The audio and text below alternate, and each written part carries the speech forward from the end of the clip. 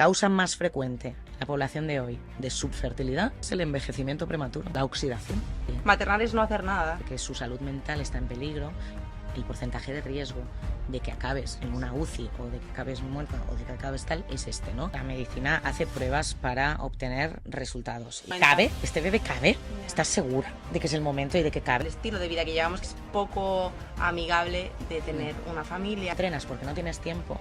¿Cómo vas a tener otro bebé? Total. Un 37,3% de las mujeres españolas tienen su primer hijo a partir de los 35 años. Es decir, si todo está bien, te quedas embarazada. Este es el resumen. Cada vez retrasamos más nuestra primera maternidad, ¿no? Esto es un hecho, que durante el último siglo hemos pasado de tener de media nuestros hijos por primera vez a los 25 años a los 31, más o menos de media, ¿no? Incluso ya una de cada 10 mujeres son mamás por primera vez más allá de los 40 años, ¿no?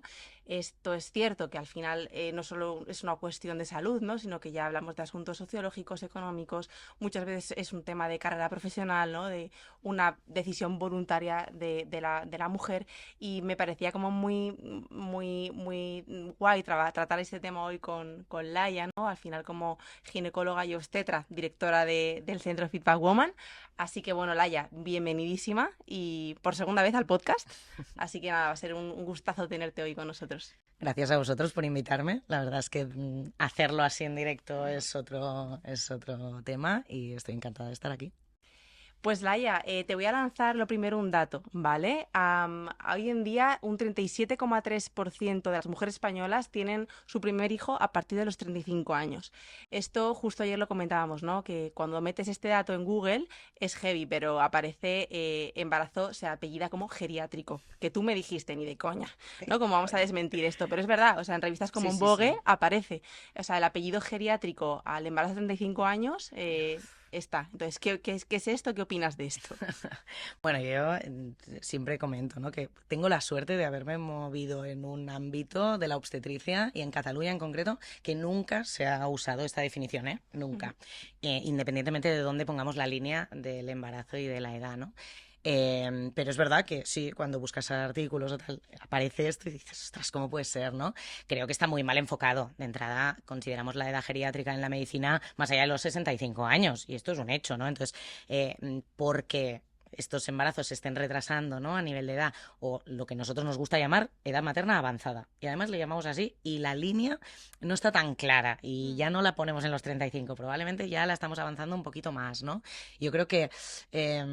parte de una falta de entendimiento de la fisiología, parte de una falta de respeto hacia las mujeres, la verdad. Llamar a un embarazo en edad avanzada geriátrico me parece... Serías geriatra, no obstetra, ¿no? Es decir, creo que sí, creo que vamos mal orientados en llamarlo así. Lo que no quiere decir que sea un embarazo que se tenga que cuidar con ciertas características o que pueda tener más factores de riesgos en algunos casos, ¿no?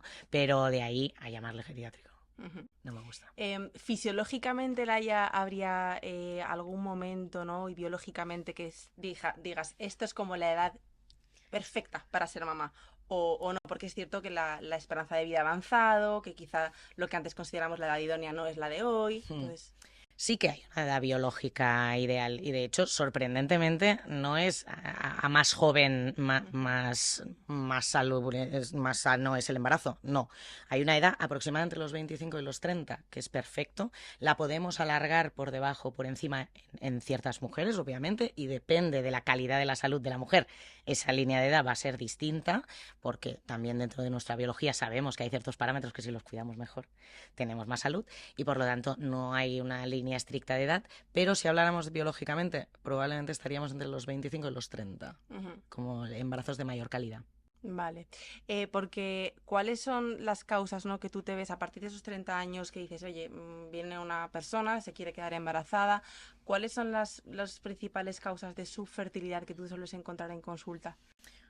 Claro, hay muchísimas, ¿no? Pero si tuviéramos que elegir como el gran cupo de la población, ¿no? Que no tiene una patología específica que la hace infértil o subfértil, yo te diría que es el envejecimiento prematuro de la población, en la oxidación de forma genérica, ¿no? Porque nuestros gametos, tanto masculinos como femeninos, dependen de estar en un ambiente muy sano, ¿no?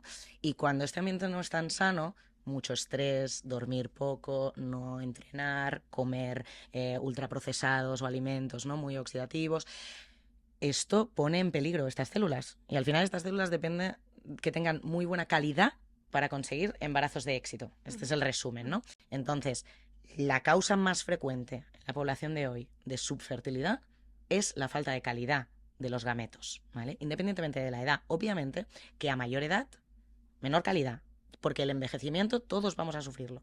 Pero es verdad que hay personas que tienen envejecimiento prematuro de todas sus células, ¿no?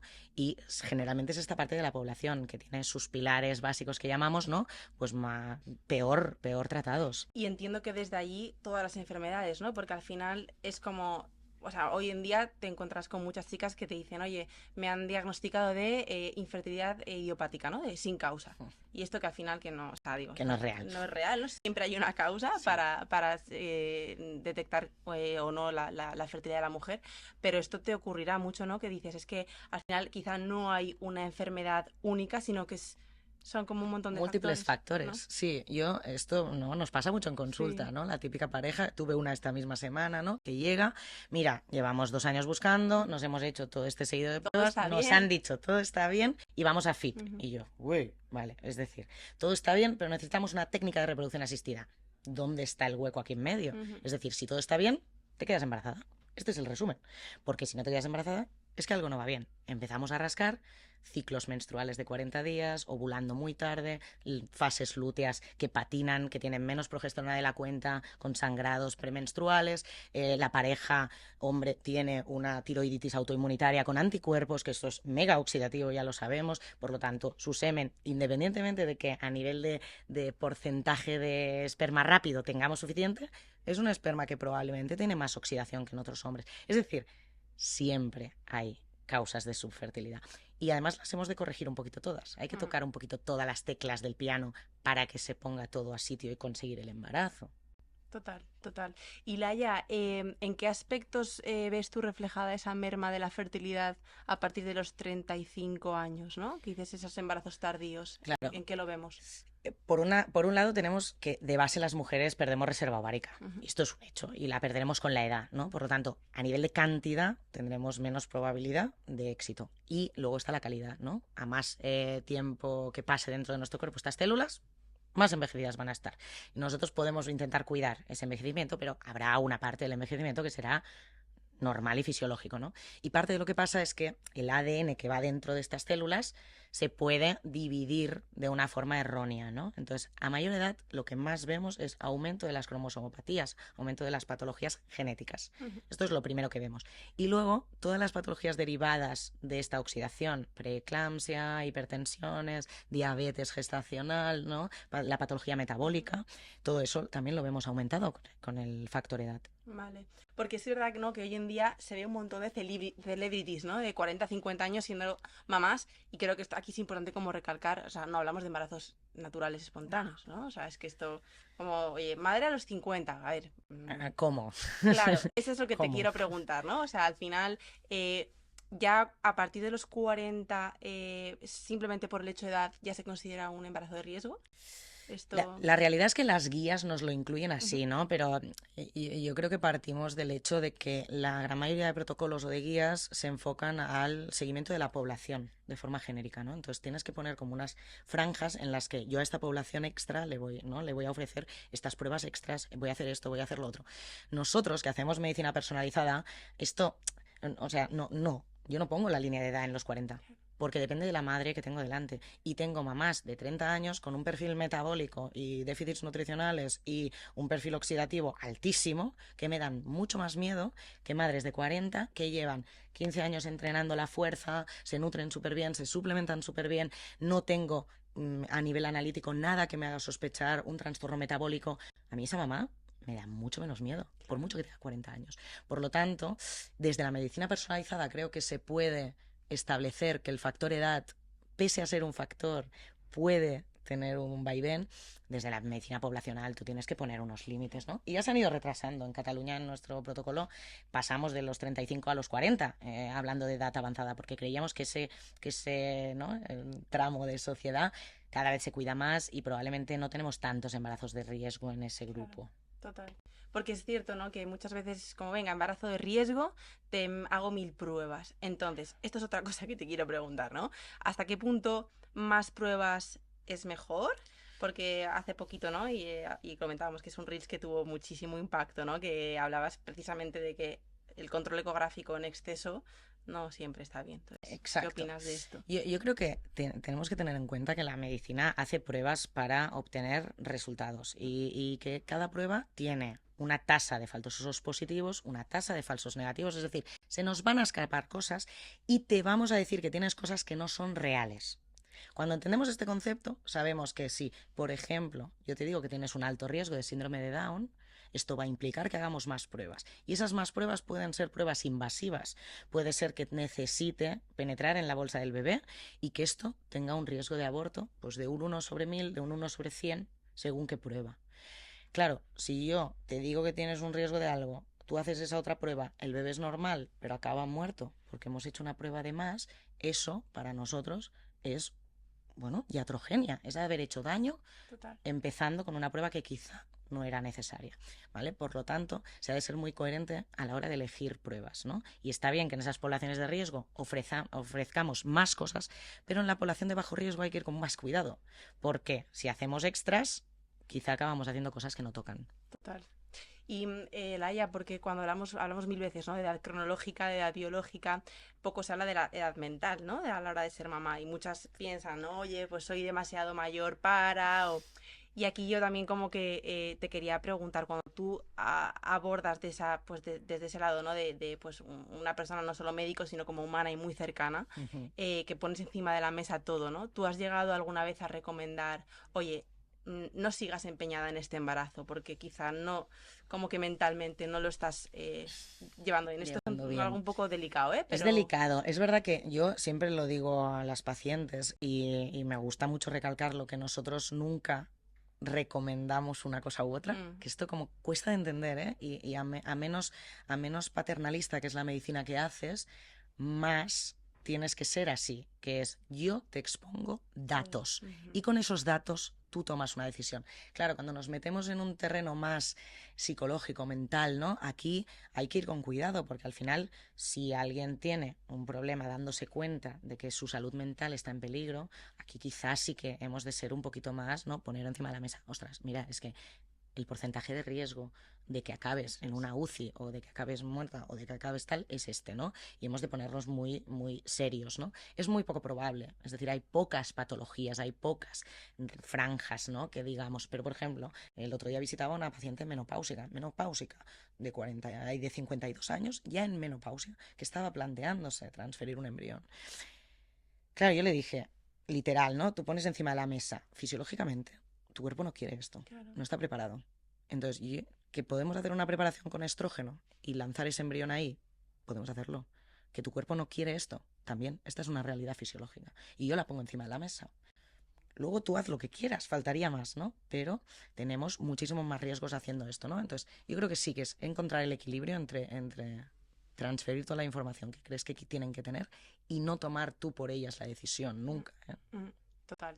Y Laia, ya de cara, hemos hablado un poco pues de los riesgos, no riesgos que puede haber durante el embarazo, pero tú ves en embarazos más tardíos, en esa recuperación, ese posparto, ¿aplica lo mismo de, oye, una mujer que se ha cuidado mogollón, tal, luego la recuperación, tal? ¿O ya a partir de los 40 esa recuperación posparto, solo por la edad, va a ser más complicada? De hecho, solo por la edad Ujú, pueden haber ya factores en el propio parto ujú. que impidan el parto. Por De ejemplo.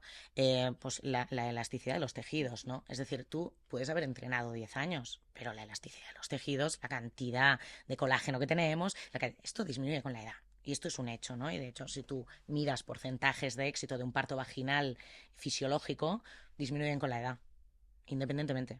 O sea, de un parto fisiológico, de intentar no poner peridural, etcétera, es menos probable a Imaginamos que mayor edad estás más, materna. ¿no? Que quizá tienes menos energía o menos fuerza para 100%, 100%. el momento Entonces del yo creo que parto. esto no es llamarnos viejas, o sea, Mm, eso es parte de es ser nuestra consecuente fisiología y como con cómo consecuente con estamos. la Claro. fisiología, ¿no? Y luego la recuperación, pues lo mismo, si tengo menos colágeno, si tengo que vuelvan todos los tejidos a su lugar, ese suelo pélvico va a sufrir más, podemos tener más impacto, ¿no? De patologías del suelo pélvico luego. Yo creo que hay una serie de parámetros que van a ser distintos solo por Ujú. tener la edad más avanzada. Laia, me voy a salir un poco del tema, pero hay una cosa que también te quiero preguntar porque, bueno, enlaza mucho con esto de maternidades tardías, ¿no? Yo he escuchado muchas veces, ahora me dices tú si es un mito o no, el tema de, no, es que yo he estado con la píldora muchos años y claro, como no he estado ovulando, pues mi reserva ovárica como que se ha estancado ahí, ¿no? Sí. Como que se ha congelado y cuando ya dejé la píldora, pues mi reserva ovárica no ha mermado, entonces tengo más posibilidades o las mismas que antes de tomar la píldora. O sea, es como método para conservar mi fertilidad, me tomo la píldora. Vale. ¿Qué es esto? ¿Cómo? No, no, es un Es un mitazo, pero mitazo, ¿no? enorme, ¿no? De hecho, siguiendo el mismo 2 por 2 son Ujú. 4, atrasaríamos la edad de la menopausia. Claro, Es decir, claro, todo. tendríamos armas para no quedarnos Eso es, menopáusicas. eso es. Y moriríamos a los 90 con menstruaciones aún, si consiguiéramos hacer eso, ¿no? Pero no es una realidad. O sea, de forma programada, tú vas a perder todos tus ovocitos, Independientemente de que estés menstruando o no. exacto, hasta el día de tu menopausia. Esto va a ocurrir, Ujú. ¿vale? De forma programada. Si en medio tenemos periodos en los que hay quiescencia ovárica, en el que no estimulo la maduración de un ovocito para ovular, no quiere decir que la reserva, entre comillas, de ese mes se conserve ahí y quiescente hasta la siguiente ovulación. No, no, salen esos folículos están ahí y se vuelven a reabsorber y se destruyen. Y así, de forma progresiva durante toda la vida. Claro, Si no, si tuvieras 8 embarazos, claro. también podrías seguir luego, porque has estado 9 meses Claro. embarazada No sin estoy perder pensando en una folículos, chica en amenorrea, por o ejemplo. una chica amenorrea ¿Sabes? hipotalámica, ¿no? Eso es. No, no se conservan esos Claro. ovocitos, los vamos a perder igual. Ujú. Y otra cosa también que se escucha mucho, ¿no? Oye, quizá el hecho de haber sido mamá previamente, imagínate una chica que ha sido mamá con 23 años Ujú, y de repente pues tiene otra pareja o tiene deseo gestacional mucho más tarde, a partir de los ujú. 35-40, el hecho de haber sido mamá previamente te facilita otra maternidad o no? Esto, o sea, aquí que nos estarán escuchando gente que tiene esterilidades secundarias, ¿no? Que Eso es es. haber tenido un bebé y luego no conseguir el otro, pues sentirán que esto probablemente no es una realidad, pero sí que lo es. Es decir, Ujú. tener una fertilidad probada siempre nos facilita que seguramente podamos volver a tener otra. Es verdad que a más tiempo que la separemos, más cosas pueden haber pasado en medio que nos pongan en factores de subfertilidad, ¿no? Por un lado, oxidarnos, hacernos mayores, envejecer, pero también que hayan ocurrido cosas que determinen claramente una infertilidad. Por ejemplo, que haya tenido una infección pélvica y mis trompas ya no sean viables, cuando la primera vez sí que lo eran. O bien que haya cambiado de pareja y mi pareja tenga un factor seminal claro cuando mi primera pareja no la tenía. Es decir, hay cosas muy determinantes que pueden cambiar nuestra fertilidad. Haber tenido una cesárea y dentro de la cesárea tener una complicación como un ismocele, que es que se quede líquido metido en la cicatriz y me determine que no puedan implantar bebés. O en el propio parto haber utilizado antibióticos y que haya cambiado mi microbiota y tenga una incapacidad de implantación. Es decir, el propio parto puede determinar un riesgo de subfertilidad. Pero esto la gente ¿no? Es No como somos que nada no somos conscientes, conscientes. total. Yo como ya me he embarazado una vez y he parido, Mm. podré hacerlo de nuevo, ¿no? Esta es la sensación que tienes en la cabeza. Y será lo más probable, pero es verdad que habrá un pequeño grupo de pacientes que hayan desencadenado factores de subfertilidad en medio. No, y también entiendo que hay un aspecto muy, muy psicológico, ¿no? De que está ahí. O sea, oye, el hecho de que ella ha sido mamá es como que mentalmente ya, Mm, ya dices, voy a volver a serlo sin sí. problema, ¿no? Y luego al revés también, Y tú al eres revés. madre, es Sí, decir, sí. cómo es la maternidad a día de hoy, Mm. ¿no? Vinculada a que somos mujeres trabajadoras, que tenemos estrés, que dormimos poco, Total. qué tal. Es decir, yo muchas veces me acuden a la consulta visitas preconcepcionales a los 18 meses del primer parto o a los 20 meses o 24 y yo veo todo el contexto y la situación y pienso, "Buah, es que aquí no cabe un bebé, es que no cabe. O sea, y tengo que hacerle ver eso a la madre, ¿no? De decir en plan, wow, tú eres consciente que ni siquiera duermes. Entonces, A eso me refería cuando alguna vez sí has ¿no? recomendado o no. Pero Claro. es ponerle encima de la Bueno, yo mesa pongo encima de la que mesa se en dé plan, cuenta. ¿cabe? ¿Este bebé cabe? Ya. ¿Estás segura de que es el momento y de que cabe? Yo lo pregunto. No le digo que lo haga o no lo haga, pero pongo encima de la mesa. Y muchas veces, cuando disminuye ese factor estrés crónico, consiguen el embarazo. O sea, es que Total. muchas veces hay que poner los pilares en el sitio. Si ni siquiera entrenas porque no tienes tiempo, ¿Cómo vas a tener otro bebé? Total. Sí, es verdad, ¿no? Como que hoy en día también creo que como que el estilo de vida que llevamos, que me estoy Mm, repitiendo ya lo que hablamos mil veces, ¿no? Pero es poco amigable de mm, tener una familia en 100%, condiciones y si quieres tener 3 o 4 hijos ni te cuento, ¿sabes? 100%. Es como no vivimos para, por lo menos en las grandes ciudades, para nada slow y al No, final algo de slow, o sea, nuestra, maternar es ir lento, o sea, sí, maternar es no hacer nada y la- es pa- hacer todo con tu hijo. para las hormonas femeninas Total, en total. general, ¿no? Yo creo que para nuestra salud hormonal, Mm, nuestros ritmos son los que son y son total. cíclicos y no estamos igual una parte del mes que otra y intentamos vivir en una linealidad que no es nuestra, Mm. No, y por eso el aumento de tasa de infertilidad de los últimos años no para 100%. de incrementar, es que es una locura, ¿no? Y también las clínicas de fertilidad y reproducción asistida cada vez tienen más éxito, pero aquí al final hay Mm. que ver ahí A de veces nos todo. hemos de ir Sí, al inicio también, ¿no? Yo creo total. que también es estos casos que te explico, ¿no? De está todo bien y FIP. Bueno, Mm. quizá poner la lupa en otras cosas. Totalmente. Sí, lo que decimos siempre, ¿no? Que, oye, ¿cuál es la raíz del tema? O sea, ¿cuál es la Exacto, causa por la que nos está dando el embarazo? Pues exacto. quizá es que igual en este contexto irte a es que no va a haber éxito y solo te También, va a ver exacto, que mermar. esto... O sea, es como si hay un contexto X, por más de que tú te empeñes con una reproducción asistida, es que el contexto es este, Exacto. ¿no? O sea que... Y Laia, ya un poco para ir finalizando, ¿no? ¿Cómo nos preparamos para, ¿no? Esa primera maternidad, cuando te llega una visita preconcepcional, ¿cómo es tu abordaje con la persona? ¿Cómo la preparas? ¿Qué pruebas mandas? Nosotros, bueno, siempre hacemos una Ujú, evaluación biopsicosocial, ¿no? Porque yo creo que es esto, ¿no? El contexto de la paciente y de su pareja, dónde estamos, cómo es su día a día, cómo son sus rutinas. Nos vamos mucho, ¿no? Al descanso, al ejercicio, a la nutrición, a la gestión emocional, a la gestión del estrés del día a día. Para nosotros estos son los básicos. Luego, obviamente, hay que evaluar la historia médica detrás, tanto familiar, porque pueden haber cosas hereditarias, como de la propia persona o de la pareja que puedan influir en el embarazo y enfocarnos en mejorar ese contexto inicial, ¿no? Cuando evaluamos los gametos, porque al final lo que necesitamos es un óvulo sano y un esperma sano, ¿no?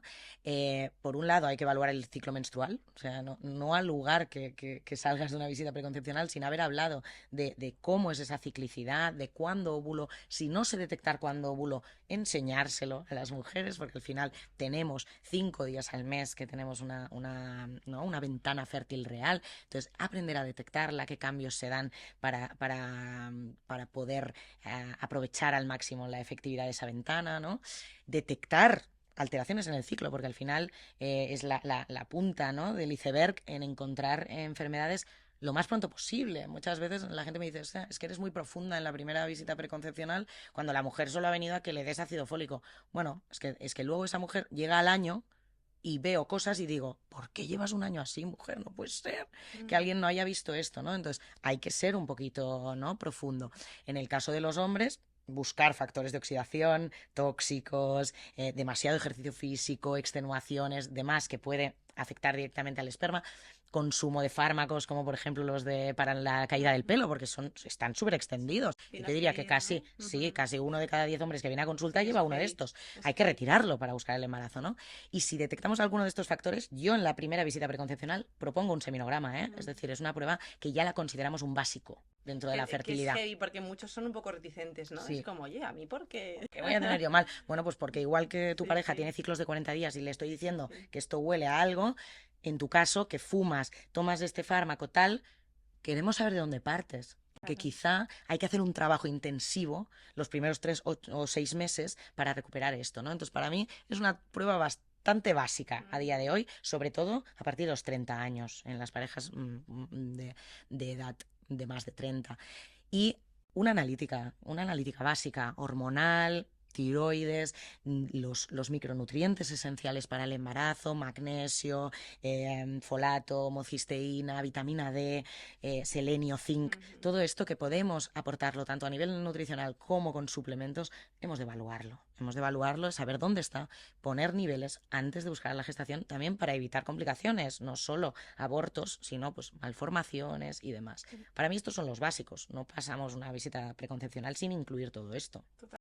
Además que ya como que lo que dices, ¿no? Trasciende la parte preconcepcional, porque lo peor que puede ocurrir si no se da el embarazo en los próximos 3, 6 años es que estés con mejor salud o por lo menos consciente, ¿no? De tu 100%. salud. Es que, 100%. ¿Cuánta gente hemos diagnosticado una resistencia a la claro, insulina, ha empezado a entrenar, a comer estamos, mejor y la hemos volcado esa resistencia y ya no tendrá una prediabetes nunca? total. Porque sabe cómo cuidar eso, ¿no? O la tiroides, sabe cómo bajar sus anticuerpos, sabe... Es decir, al final es aprender en salud, es mejorar el estado físico y mental que tiene esa pareja y en medio pues aparecerá el embarazo y todo ya Sí, genial. total, yo siempre, como que siempre lo digo, ¿no? Que al final ese periodo preconcepcional que sea una oportunidad para mirarnos, cuidarnos, para poner un poco en orden, ¿no? Que la excusa del bebé sirva para hacer una mirada un poco a cómo estás con tu vida, ¿no? En Es tu una vida y en tu salud. motivación.